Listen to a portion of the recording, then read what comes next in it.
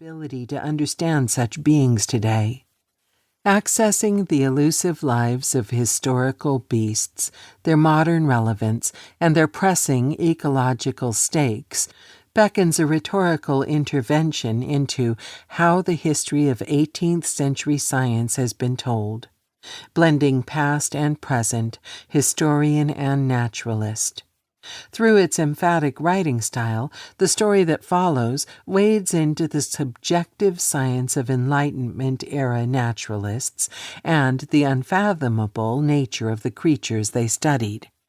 Given the book's interdisciplinary nature and hybrid form, I have written it with various listeners, both scholarly and non-specialist, in mind.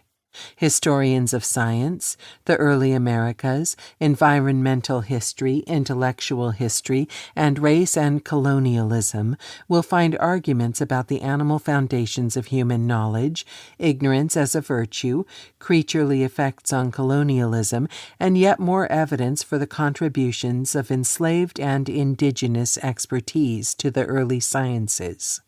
Scholars of animal studies and material culture can expect to encounter historically rooted examinations of animal agency and power, and accounts of the vitality of museum objects.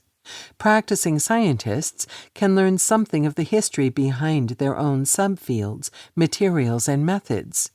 And general listeners interested in animals, natural history, environmental issues, the history of science, or simply a good adventure story, will see how fish paved the way for batteries, why coral made Captain Cook tremble, and whether raccoons might yet become our furry overlords. For all listeners, I hope the book can suggest why our global environmental crisis and its many problems of knowledge require learning something about the animals of the past, and why we need to look back as we look ahead. Introduction. Animal Matters. To gather creatures from the depths of the sea, a naturalist in the 1700s would cast a wide net, and perhaps enlist the help of a shark. Such assistance was, to be sure, coerced. People sliced open shark bodies to sort through their innards for divers strange animals not easily to be met with elsewhere.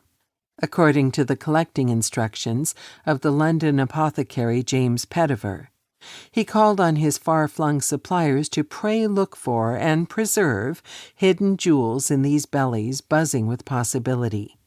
Centuries before the development of ecology as a field, naturalists uncovered otherwise inaccessible facts by capitalizing on relationships in the natural world, including the knowledge of the deep possessed by a wide-ranging apex predator.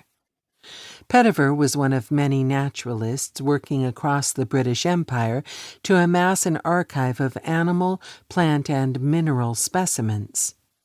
These would be acquired not just through non-human collectors, but also, in Petiver's case, connections in the slave trade, a system that brutally reduced people to the status of tradable goods.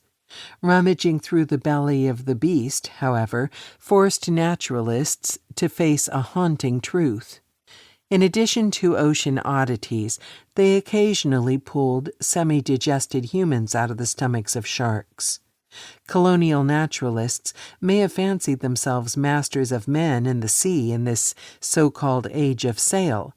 Animals showed they could face a fate worse than Jonah's. In a word, those sharks that furnished specimens and swallowed humans mattered to the making of scientific knowledge.